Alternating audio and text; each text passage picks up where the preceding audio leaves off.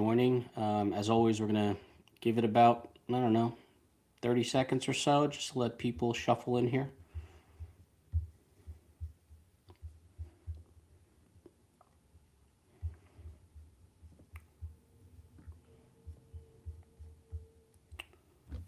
All right, let's do it. Welcome everyone to this iteration of the MyCAP Training. As always, here with me today is my producer, Eileen Campbell. What I realized just before we kind of logged on here is, Eileen, I haven't given you the opportunity to introduce yourself. So, um, floor is yours. All right. Well, my name's Eileen. I've been working at CAP for just over a year now, and yeah, I'm Phil's producer here, and it's my yeah. That's all you Perfect. really need to Thank know you. about me. I'm here in Salem. Yeah, it's this field. All right. Awesome. Yeah, and Eileen's, like I said, she's my producer. She's going to be sort of in the background, making sure I'm staying on track and dropping links in the chat and all those things. So thanks, Eileen. So yeah, quickly, I always like to kind of start this. If you're comfortable, drop in the chat kind of where you're logging in from. I think it's cool to see sort of the footprint where we're across the country now. So if you are comfortable, drop in where you're from, what state. That would be cool. And while you're doing that, just some housekeeping items. Typically, we keep these MyCap trainings very dialed, and I try my best to keep to 30 minutes. Today, however, because it's such a important topic, talking about affordability and essentially, educating you on how you can go out there and shop for colleges to that will hopefully, in an ideal situation, require zero borrowing whatsoever. We're going to take about 2 hours for this training. So hopefully you packed a lunch and, because we're going to really do a 2 hour deep dive here. Just kidding, everybody. Just kidding. That's a joke. Everyone take a breath. We are going to keep this again, try my very best to keep this to 30 minutes, majority of which is going to be in MyCap, right? We want to get you comfortable, confident in leveraging that tool because it's pretty, Joe Corfy. All right, ready for 2 hours. Okay, well, sorry to disappoint you. It's going to be about 30 minutes. So, with that said, because these are short, we don't have time for Q&A, and I'll talk about ways that you can leverage our experts and get your questions answered in formats like this. Um, and if you joined last time, right, the last training, um, just as full disclosure, I like to let everybody know. Although you can't, uh, get involved in the Q&A section, please feel free to drop as many emojis, hearts, likes, thumbs up. As we all know, my love language is words of affirmation or emojis of affirmation. So by all means, fire away. Okay. Usually helps my performance here. There we go. There's one. Yeah. Let's go. See? Gets me fired up. All right, I'm gonna share my screen and we'll jump into this thing. Um, let's see.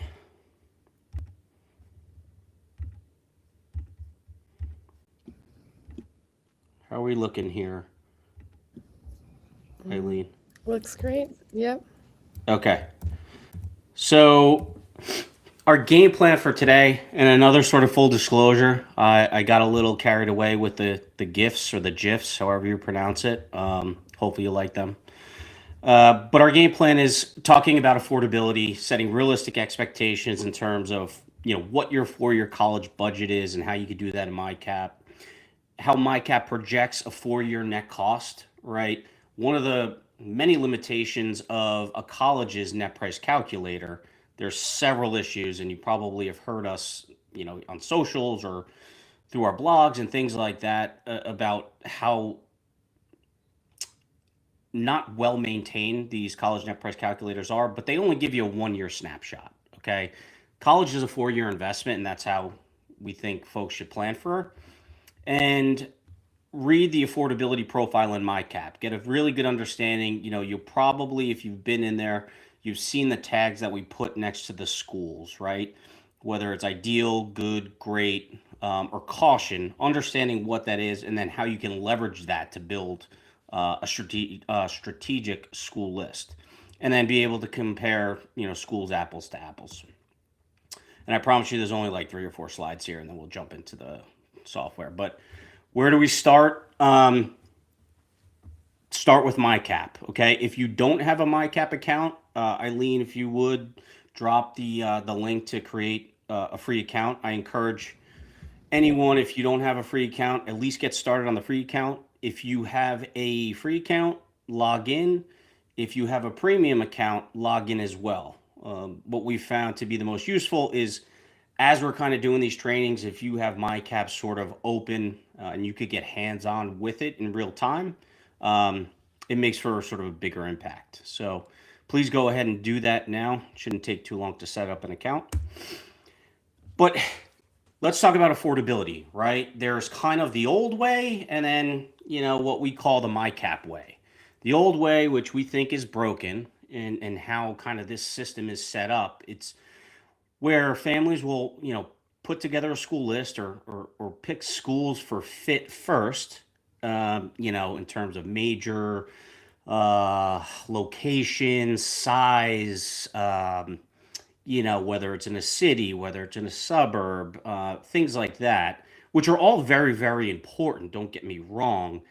But in our opinion, that can lead down to a road that potentially could, you fall in love with a school that is just really not financially responsible, right? So you pick a school for fit first, then you apply, then you get accepted, and if you get accepted, that's when you get your financial aid award. That's when you know what that college will cost you. Okay, completely backwards. There's really no other major investment that is approached that way, where you go shopping first and you figure out how to pay for it at the end, right? If you're buying a home, if you're buying a car, you're going to calculate what you can afford to pay, right? And then you're going to go shop accordingly. Ideally get the best house or the best car that you can afford.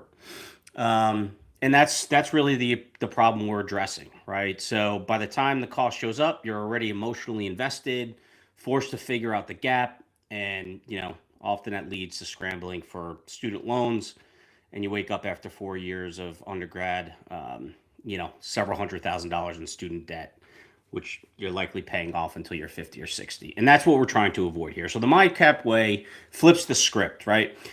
We start with, what can you actually afford to pay for college for 4 years? Then, we want you to go shop for colleges that fit both your academic goals, your social goals, but also your budget as well. So the affordability first kind of method here, it's pretty straightforward, right? It's step one, build your college budget. Go through the exercise for your son or your daughter. What can you realistically come up with for their 4 years of college, right? And obviously, if you have 529s or any earmarked college savings, you start there.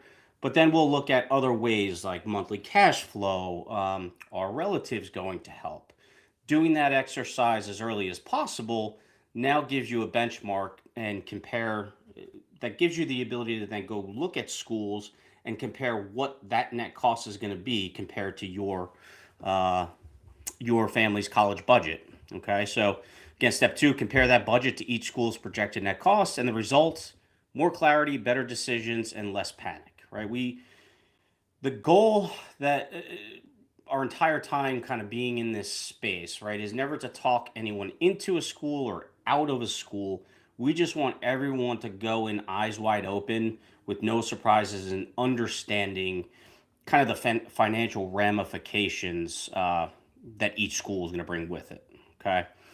So we're going to go sort of into the affordability profile within MyCap, but this gives you an idea here to set the stage, where we tag each school based on what your family's budget is versus what the 4-year net cost is going to be for your family. So that's after taking into consideration all financial aid and scholarships, right? And then what's the delta there? Okay. That delta or that difference is what we call the funding gap. And typically, there's two ways to fill that gap. It's either, hey, are there more resources that we can tap into? Many times that's just not the case. And then the fallback is, okay, well, we need to borrow to fill this gap in order to make this school happen, right? So this is sort of our general rubric, at least to give folks, families, students, parents, something to at least benchmark, right? Where the ideal situation is you find a college that's a great academic fit that doesn't require any borrowing. That's ideal. And I'll show you ways that, that can happen. A great situation still is loans that are kept equal to or less than the $27,000 federal direct student loan, right? If you submit a FAFSA, every student is entitled to borrow over the course of 4 years $27,000. It's 5,500, 6,500, 7,500, 7,500. That's how it's broken over the 4 years, right? That's the only student loan that does not require a parental cosigner.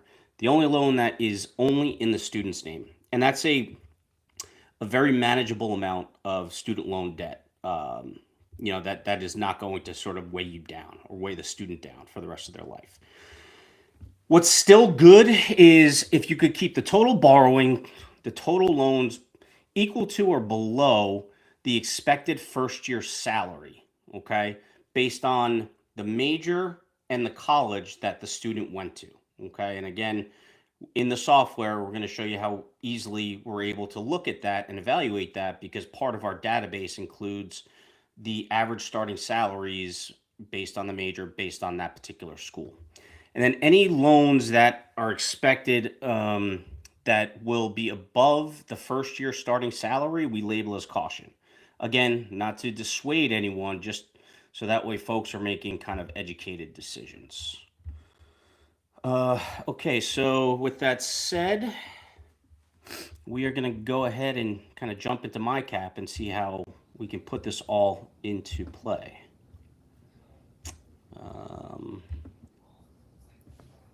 Let's see here.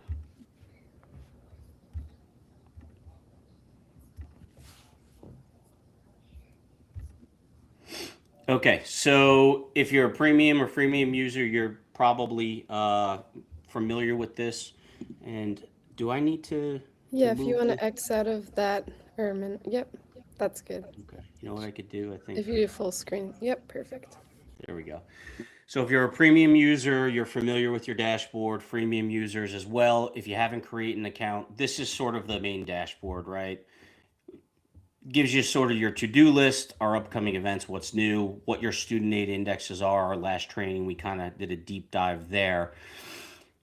But just as I guess to kick this off within MyCAP, right? As I said in the last training, the starting point for all families, for better or for worse, is to understand what their student aid index is. And the student aid index is basically a number that the federal government here, or the institutional SAI, the institutions, the private colleges, think your family can afford to pay for college per year. Okay, it's usually a wildly ridiculous number, but the calculations are what they are. And knowing what that number is a good indicator, in terms of what your strategy should be when putting together a school list that's going to be affordable, right? If you're eligible for need-based aid, you want to focus on colleges that are going to be great with giving out need-based financial aid. If you are a family who is not eligible for need-based aid, that's okay. You want to focus on colleges that are going to give out merit scholarships. But you could see this third number over here, your college budget. In this hypothetical situation, I'll give you the stats real quick. I believe we have a household income of around $230,000, $10,000 in cash, and I think about $100,000 in non-retirement assets, with about $300,000 in equity in their primary home. Okay, and that equity in the primary home is the reason why we give a range here, 35 to 46 for the student aid index, is because private schools they're the ones that look at the equity in your primary home, and every private school kind of treats that, home equity number different. There's some schools that will treat, dollar for dollar that home equity that you have no different than it's cash in the bank. Others will put a cap on how much of that equity is assessed. Some will zero it out. Okay, so that's going to be a whole nother training, probably the next one we do, where we talk about home equity and how you can leverage that to find better deals. But you can see that in reality, after going through the budgeting exercise, this family can afford to pay or come up with $20,000 a year for this student, right? So, and this is a pretty typical situation where here's what they think you can pay, here's what you can actually pay. Now, how do we go ahead and leverage that? So let's go into the affordability page. Assuming that we kind of have at least a general framework of our school list, okay, here is sort of the high level grid that we put together for families, right? And this is probably a school list that might need some work, right? Where we have 4 out of the 5 schools in the caution category, 2 of which are, highly selective. So very difficult to get into, and is going to be, an affordability profile of caution. The ideal situation is, we're kind of leaning towards these columns over here. But if we wanted to go ahead and do a deep dive, we can go into Gettysburg here and go to the affordability profile here. And you can see for this particular family, the 4-year cost of attendance is going to be, it's insane to even read these numbers, but $376,000. However, what this family is going to be expected to pay at Gettysburg after financial aid scholarships is going to be about $160,000 over the 4 years. Now, based on the budgeting exercise that this family went through, they can afford about $20,000 per year, $80,000 total for the 4 years. So that means we are left with, a funding gap, an estimated loan total of almost $80,000. Okay. And this is kind of a close one where a business major coming out of Gettysburg College, they, on average, their starting salary is around $75,000. So this is one of those situations, and I didn't plan this, just kind of how it worked out. We still label it as caution, right? Because it meets our criteria where the loans are above the expected first year salary, but it's close to being labeled as good. Okay, so that's a very good, easy gut check to see. Okay, if I'm considering Gettysburg and I might be comparing it to another school, what's going to be the student loan debt ramifications based on one or the other? And maybe that is not the complete driver of the decision, but the debt service on these loans is not great, and it should be part of that whole kind of decision tree. So let's go back here. And let's take a look at UCLA. Well, we'll go to Harvard because it's labeled as good. Again, all you have to do is kind of fill out your profile once, and you can modify them whenever, but you fill it out once, and then any school that you look up is going to have all this already, calculated for you.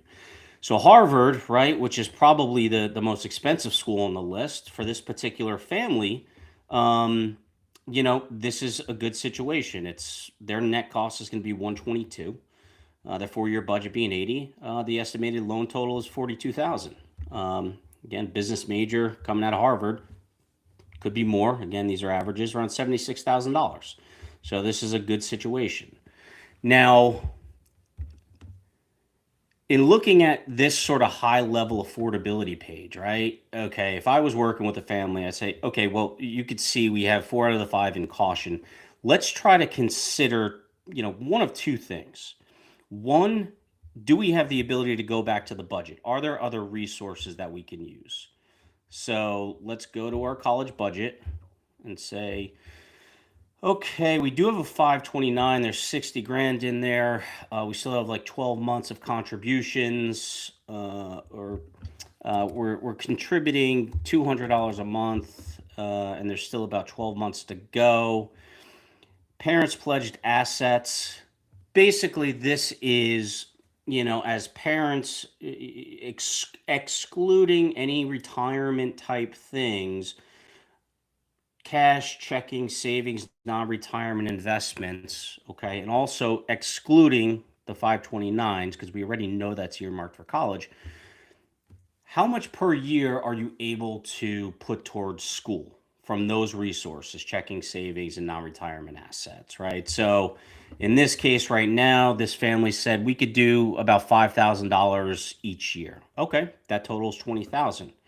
But maybe if they really push things, maybe they could do $10,000 a year. So we'll go ahead and say, all right, that's 40,000 over the course of 4 years. And then let's examine cash flow. This is often overlooked. And, how much from your monthly income can we redirect towards paying for college, right? So cash flow, you have your monthly income coming in, you have all your bills going out. Is there anything left over on a monthly basis that we could put towards college? Sometimes the answer is no. Sometimes the answer is, I think we could come up with $200 a month here. Well, the $200 a month over the 4 years, that actually kind of pushes that $10,000, right? And if that's $10,000 that you don't have to borrow, um, that's impactful. The other thing I like to mention here, is, are there certain expenses for your kid that once they go to college, will no longer be there? And then can you redirect that to, uh, you know, their college budget or their college budgeting plan? So, for example, I have three kids, an eighth grader, a sixth grader, and a second grader. Okay. Uh, for some reason, I didn't play hockey growing up, but I wanted my boys to play hockey. So I have boy, girl, boy. And they play travel hockey, and it's wildly, wildly expensive. It's crazy.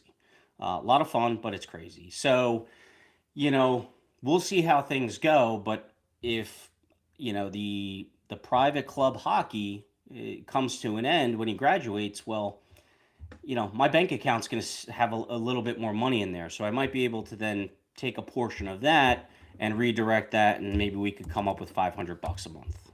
Okay. Now that's another 24,000 bucks that is going to go towards this student savings, college budgeting plan. And again, that's $24,000 that you don't have to borrow at between 6 and 10%. Okay. Student cash flow. This is, usually zeroed out, but sometimes there are situations where, parents, families want to have their kids have, skin in the game. Even if that's, $100 a month that they have to come up with, right? Again, that totals 5,000. But we'll just zero this out. And then, are any grandparents or relatives, going to help out? For many, the answer is no, but this is a good time going through this exercise. If a grandparent or a relative did say they were going to help out with college, this gives you a very good excuse to be like, hey, can we get some clarity because we're building out our college budgeting plan? So we need to get expectations on, potentially what that help would look like. So let's say they could do 10,000 bucks. Okay. And then if there's anything else additional, sort of a catch-all here. So let's go ahead and update this. Go back to our affordability page. And based on some of these tweaks, now all of those schools really have changed. Okay. So that's sort of the one strategy. You start with your initial budget, and then based on where you land, can we make some tweaks to that budget? Because you could see how impactful that, uh, how impactful that can be in terms of changing your affordability profile. So going back to Gettysburg here, we now have a great situation.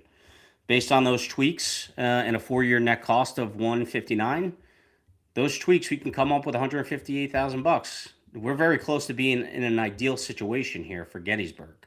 Okay. So that's kind of option number one. Can you go back to the resources, play around with your budget to see if you can change that affordability profile? And again, for a lot of people, the answer to that might be no. Like it is what it is. This is what we've had budgeted. So this is where you could really leverage the power of the advanced search engine. Okay. So, and just for everyone to know, the advanced search features here are only available to the MyCap Premium members. So we'll talk about what that upgrade looks like, and there'll be a special coupon for newbies to get started. But that's really, there's a lot of power in these filters in kind of being able to find schools who are going to meet that affordability profile that you want. So for example, let's go and say, okay, for your institution type, maybe we're not concerned with the enrollment size. Let's say we want to do within 500 miles of our house, and then the financials tab. Okay, we only want to see colleges that are going to be either ideal or great situations. Okay, and then maybe we'll add a major in here. We'll just keep it with business. Apply the filters. And here we go. 330 results come back that the affordability profile is either going to be ideal or great. Okay. Now, these are all of our results. How do we want to sort them? Maybe we want to sort them by ranking. So essentially, the highest ranked colleges that are going to be either a great affordability situation or an ideal affordability situation. And you can see here, you know, there's a lot of options to go ahead and take a look at. Okay, you could also sort by any one of these, but maybe funding gap. So basically, this by sorting by funding gap, it's going to uh, put the colleges in order from the least amount of loans needed to the greatest amount of loans that would be required. I will pause right now and probably make sense to do a time check. How are we looking on Yep. time? We're coming up on 12:30 in just a couple minutes. I'm doing good. Okay. So that's sort of the quick rundown of affordability and understanding those affordability tags, how you can play with your college budget, and how impactful some of those items, even the monthly cash flow, can really help out, right? If you can lower your potential student loan debt by $10,000, $20,000, that's impactful. And then how can you find colleges, no matter what your situation is, that is going to be either ideal, great, good, hopefully avoiding some of those cautions. So to kind of wrap things up here, what I want to do is talk about our MyCap Premium membership. Okay, some of you here are already premium members, which is awesome. Some are, have created a free MyCap account, and some are still kind of yet to do that. But today I'm going to invite everyone to become a premium member. Not only will you get full access to the MyCap software, right? There's no limitations. You're not limited on the number of schools. You'll have full access to the advanced search filters. But the other things that come along with our membership, obviously, is the software. But we also, this is how you have access to the experts on our team. We always joke like we have humans here. It's not just a software company. We have humans. So our premium members are invited to bi-weekly workshops, okay, they're kept to 30 minutes, and they're strategy sessions. They're very close to how we would work with our one-to-one clients, but they're in this one-to-many setting, and that's where you could ask as many dialed questions as you want. You have access to our own kind of little AI bot, Cap GPT. If you want quick answers, all based on our library of content. You also get biweekly office hours. So this is sort of every other Monday. You can show up. It's hosted by one of our team of experts, or sometimes there's a couple, and it's sort of a grab bag. We'll discuss some of the topical things to keep in mind, but this is where again you have access to our experts to kind of get your answers, you know, answered. And then our on-demand webinars, you have access to our MyCAP Academy, and then in our kind of biweekly office hours, in our member workshops, we're always providing coupon codes for our kind of additional services that are, if you need more one-to-one support, right? If you want an hour with our expert, whether it's talk about the FAFSA or talk about how to find merit scholarships, we're usually almost always giving out discounts to our members during those events. And listen, it's $5 a month, right? It's $5 a month, cancel anytime. So if you don't use it, you could cancel it. But I truly, from it's going to sound corny, but from the bottom of my heart, a $5 a month investment to be part of our community, I promise you, you will see a return on investment in terms of paying less for college, kind of limiting the stress and anxiety that goes along with this crazy process. Okay. And Eileen, drop the coupon code in the chat. So for any newbies, we're kind of running this promotion where you can kind of get started for 99 cents. So create your account. When you upgrade and put the coupon code that Eileen's going to put in the chat, your first month will be less than $1. Okay. And then, you'll move on to the $4.99 a month. The other thing I want to mention here is, and Eileen, if you could drop these links in the chat, please. Yeah.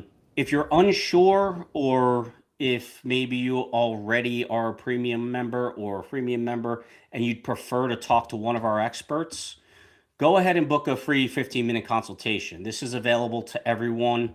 It's a financial aid and scholarship kind of assessment. We'll kind of evaluate your aid eligibility. You'll receive clear next steps, and you'll learn a little bit more about our one-to-one services.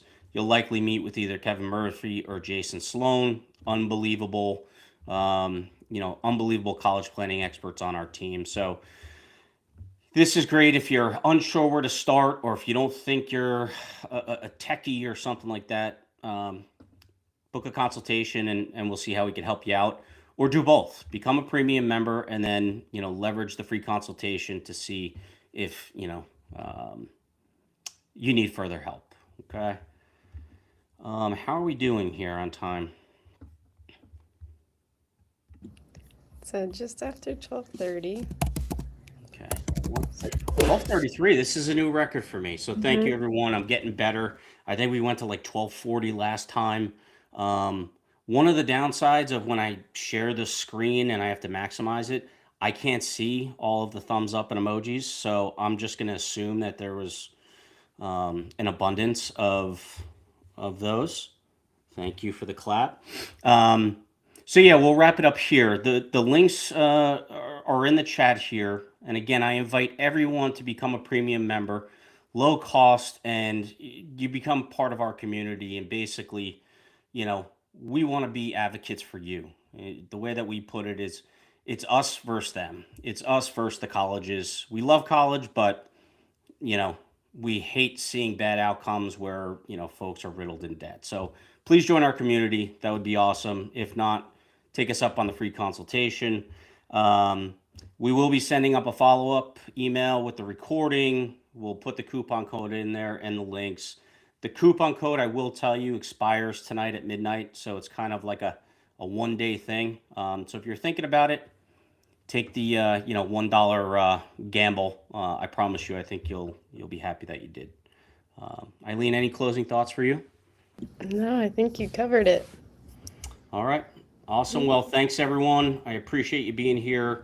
We'll be in touch on the next training, and yeah, everyone have a good rest of the week.